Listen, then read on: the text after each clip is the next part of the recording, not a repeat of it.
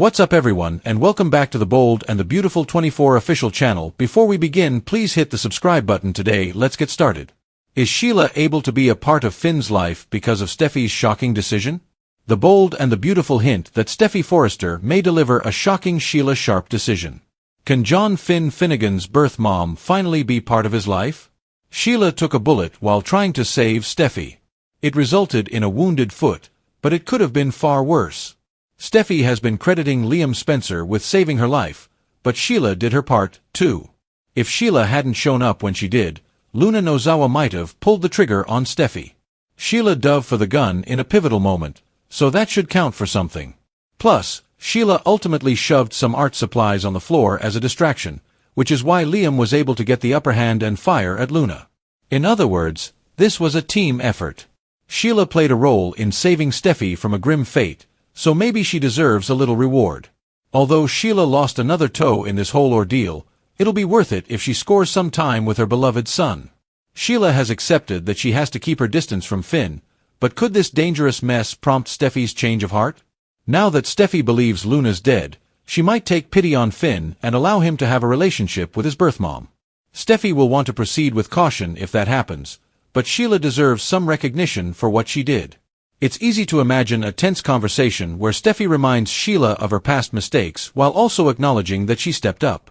Sheila proved she's changed, so Steffy might open the door just a crack when it comes to Finn and Sheila bonding. Maybe Finn and Sheila could start going to Il Giardino for lunch on occasion. Steffy might decide to leave the ball in Finn's court and let him decide if that's something he'd like to pursue. Two bodies disappear, Finn and Sheila mourn. The Bold and the Beautiful two bodies to disappear from the hospital. Later, expect John Finn Finnegan and Sheila Carter Sharp to mourn Luna Nozawa. Continue reading to learn more about the upcoming episodes of the CBS soap opera. Luna Nozawa's alleged death. Let's begin with Luna, who barely made it through a life-saving surgery after being shot. After the operation, Lee Finnegan told Bridget Forrester that she would stay with the patient. Then, the next thing we know, Finn is telling Sheila that Luna died in recovery. It is suspicious, and Lee has stolen bodies from the hospital before. Liam Spencer disappears. Over with Bill Spencer, he will continue to plead to see Liam. However, he will keep getting denied. At this point, Bill still doesn't know about Liam's brain tumor. However, midweek, Bill waits as Grace Buckingham operates on Liam. So, I'm wondering if Grace and Bill make some kind of deal. It seems like the surgery will be a success. Finn and Bridget both gush about Liam's incredible resilience. However, by the end of the week, Liam's unconscious body is stolen by Bill. Sheila Carter Sharp and John Finnegan grieve. The Bold and the Beautiful spoilers for next week reveal that Finn and Sheila will talk about Luna's death. The young woman will be mourned by both, and they will wonder how her life got so off track. It might provide a nice bonding moment between Finn and his bio mom. Deacon Sharp won't be that sad about Luna's death. However, he will be classy and support Sheila during this tough time. I'm wondering if Deacon could connect with Poppy Nozawa. Deacon couldn't stand Luna, and Poppy hated her daughter fiercely. Could they bond over their joy over Luna being dead? Fans will also see Brooke Logan Ridge Forrester and Taylor Hayes band together. The three characters will put their feud aside while Liam fights for his life. However, what happens when people notice that Liam's body has seemingly disappeared from the hospital? Are Bill and Lee working on some kind of bizarre redemption scheme together? Or are these actually two separate storylines? Finn, Deacon, and Sheila unite. The Bold and the Beautiful must-watch moments for include Finn, Deacon, and Sheila uniting. The trio mourns Luna's death. It promises to be a day filled with tears, heartbreak, and, of course, drama in Los Angeles. You won't want to miss a moment of the action on B&B. Tune in to CBS or Paramount Plus to watch your favorites as they navigate the fallout from the past and present. These moments will shape these iconic characters' future, no doubt, leaving you on the edge of your seat. Luna lost it. All she wanted was a relationship with Finn and Hayes. Because she didn't have it, Steffy got the blame. Sheila did everything she could to stop her wayward granddaughter, but it wasn't enough. Ultimately, Luna brandished her gun, and she accidentally shot Sheila. Luna shot Liam when he showed up, killing him instantly. Liam gathered his strength, grabbed the gun when Sheila caused a distraction, and he managed to shoot Luna. Finn arrived, helping save Liam at Steffy's request. All three ended up at the hospital, where Lee, Grace and Bridget worked feverishly to save them. Lee made the unexpected announcement that Luna did not make it after they had believed that she was on the upswing. Poppy was happy her murderous daughter was gone, which Lee couldn't believe. Liam's situation was still touch and go, and Bill desperately wanted to see his son. Meanwhile, it appeared as if Sheila, who was shot in the foot, made it through surgery just fine. In the ever-turbulent world of the bold and the beautiful, where love is fragile, loyalties are twisted, and forgiveness comes at an astronomical emotional price, one storyline has steadily reached a boiling point.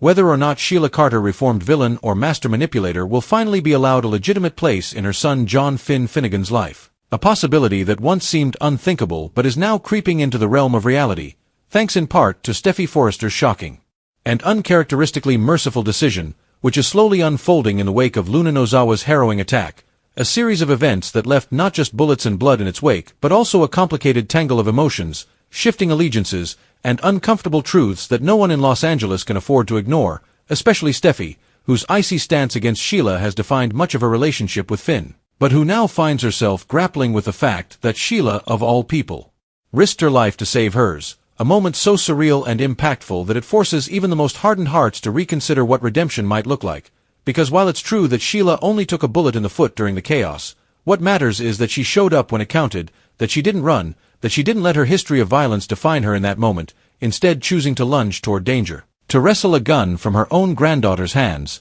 to sacrifice a toe, and possibly her freedom just to stop the madness. And Steffy saw it all, felt it all, and now that the dust is settling, she's left wondering what it all means for her, her children, and for Finn, who has always carried the ache of not knowing his birth mother, the woman whose absence shaped his entire identity, and who now stands before him not as a villainous scheming in the shadows, but as a battered woman weeping over a granddaughter lost and a family that never quite let her in. And while the past can't be undone, Sheila's crimes are many and her betrayals deep. It's becoming harder and harder to deny that in this one moment, when it mattered most, Sheila did the right thing, and perhaps that's why Steffy, even as she replays the horror of Luna's descent into violence and the loss of peace she's fought so hard to protect, begins to shift her perspective, begins to see that maybe, just maybe, people can change, and maybe love, however messy, deserves one last chance, even for someone like Sheila, especially for Finn, who has spent his life on the outside looking in, torn between the mother who raised him, Lee, and the one whose blood runs in his veins but whose name is cursed,